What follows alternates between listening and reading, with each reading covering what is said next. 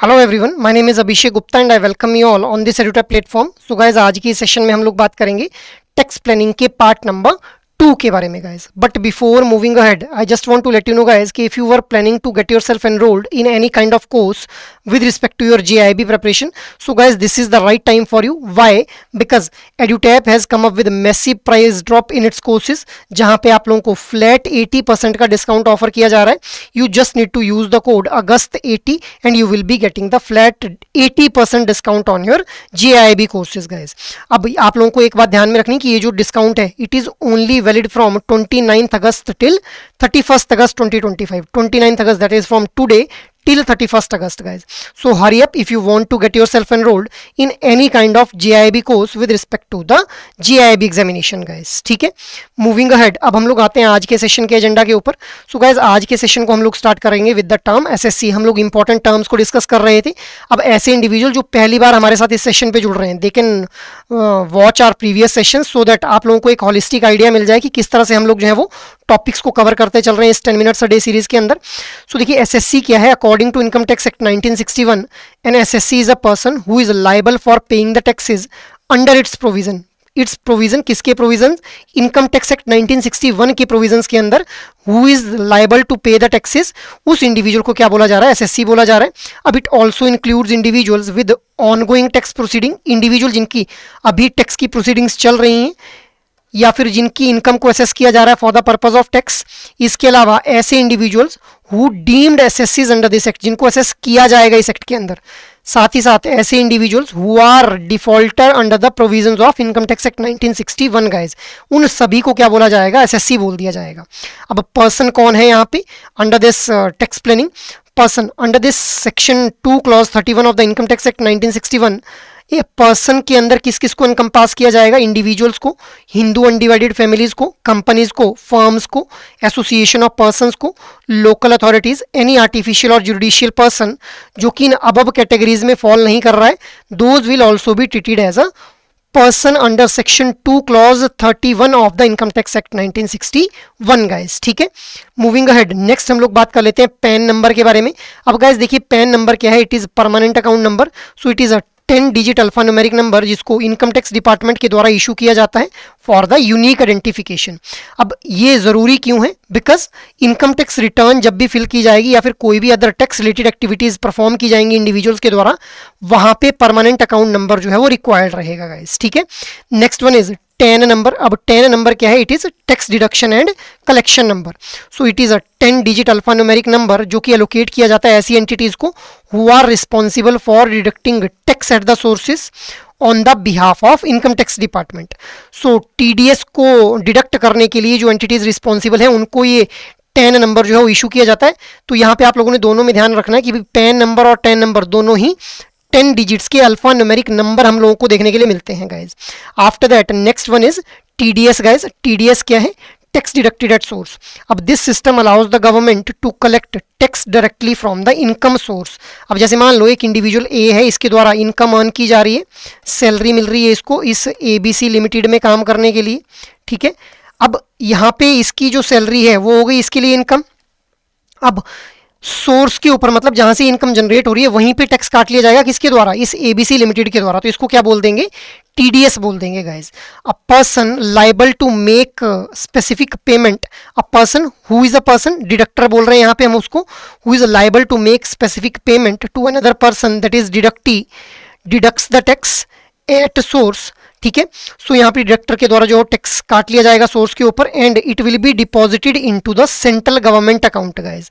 अब जो डिडक्टी है जिसका टैक्स काटा गया है, ही और she can claim for the credit for the amount deducted using form 26AS और अ TDS certificate which is being issued by a deductor guys. ठीक है, सो फॉर्म 26AS या फिर TDS सर्टिफिकेट के थ्रू ऐसे इंडिविजुअल्स जो कि टैक्स ब्रैकेट में फॉल ही नहीं कर रहे थे और उनका टैक्स काट लिया गया है in the form of TDS, वो अपने टैक्स के अमाउंट को जो है वो रिक्लेम कर सकते हैं गाइस। ठीक है, मूविंग अहेड, नेक्स्ट हम लोग बात कर लेते हैं हेड्स ऑफ इनकम के बारे में। अब गाइस देखिए, यहाँ पे हेड्स ऑफ इनकम, अलग अलग सोर्सेज ऑफ इनकम हम लोगों को देखने के लिए मिलते हैं।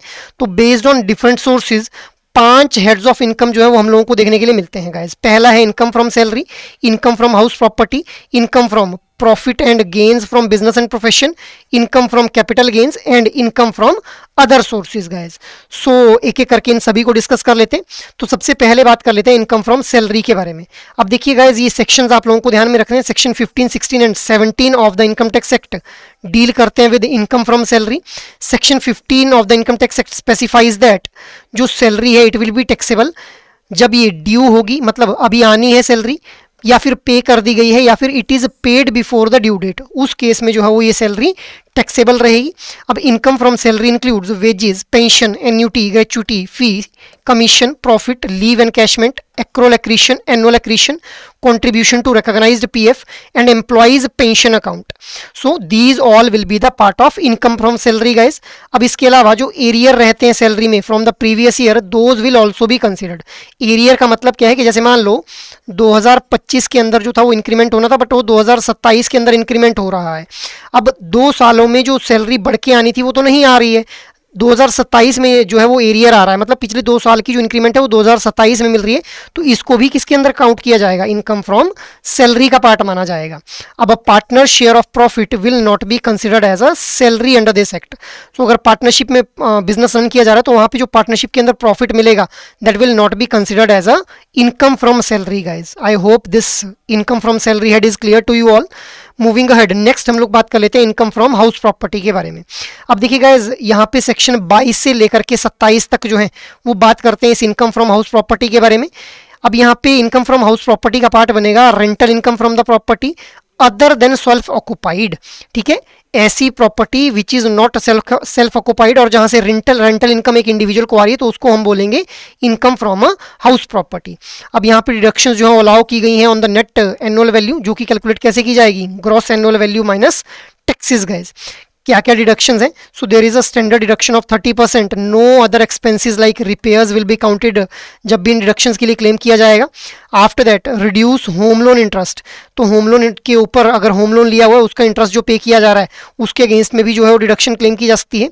इसके अलावा if a portion of the building is used for the business purpose, अब अगर ये जो बिल्डिंग है जिसके लिए लोन लिया गया था, होम लोन लिया गया था, अगर उस बिल्डिंग को यूज किया जा रहा है बिजनेस पर्पस के लिए तो इसको हम लोग क्या ट्रीट करेंगे, it will be treated under profit and gain from business and other profession. It is another head of income, अभी उसके बारे में पढ़ेंगे हम लोग।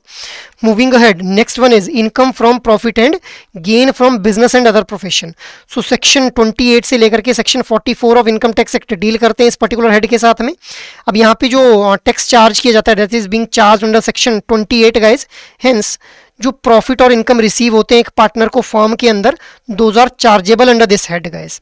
अब बिजनेस पर्सन जैसे सोल प्रोप्राइटर, पार्टनर्स प्रॉफिट और इनकम एंड प्रोफेशनल इनकम, जैसे लॉयर्स को इनकम हो रही है, कंसल्टेंट, डॉक्टर्स, प्लेटफॉर्म वर्कर्स, उन सभी की जो इनकम है उसको कवर किया जाएगा under this particular head which is income from profit and business, profit and gain from business and other profession. अब यहाँ पे ये जो इनकम टैक्स एक्ट है ये अलाउ करता है deductions for various expenses covering items like rent, salary, repair, insurance और डेप्रिसिएशन।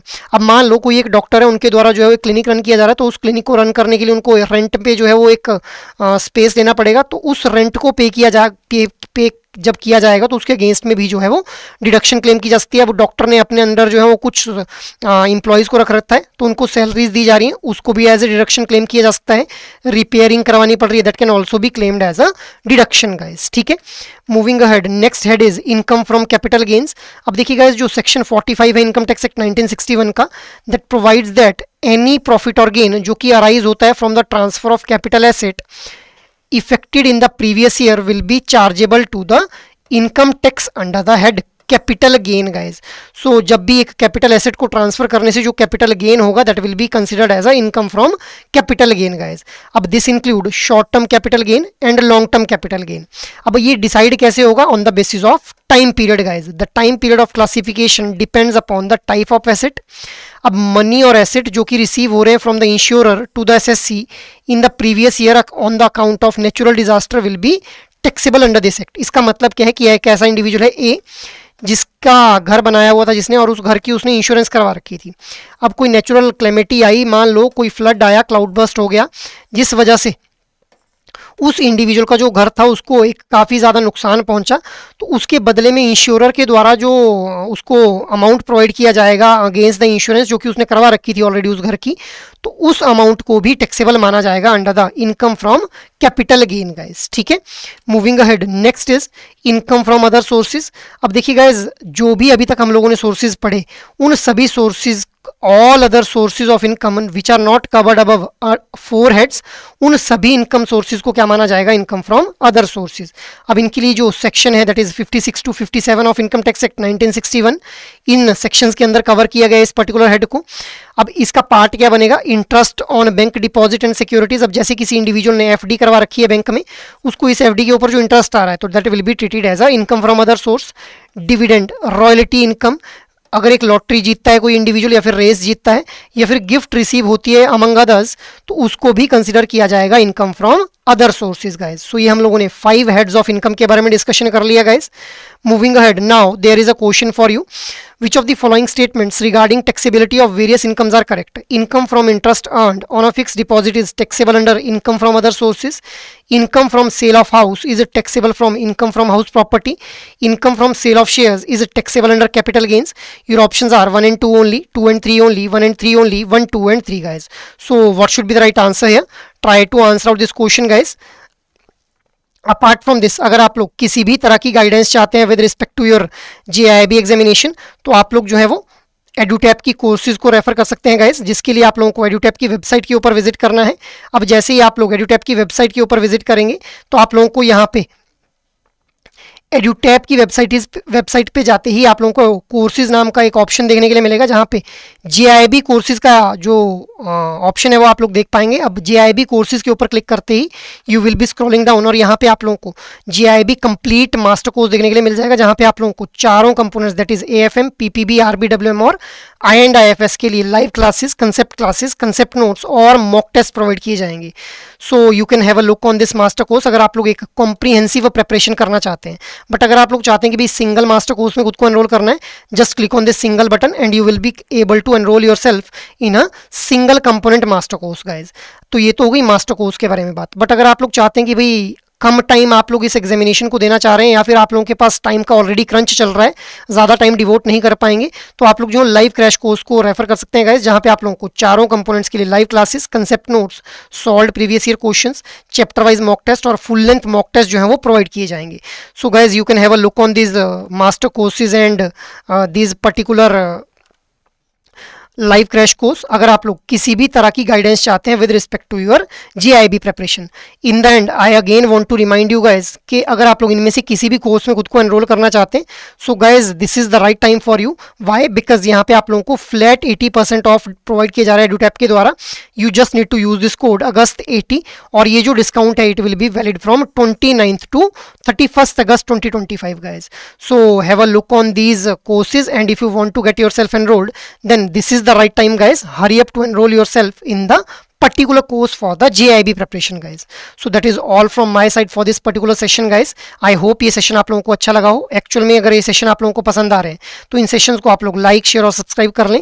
और अगर आप लोगों की कोई भी क्वेरी हो तो आप लोग मेल कर सकते हैं hello@edutap.co.in के ऊपर। जय हिंद।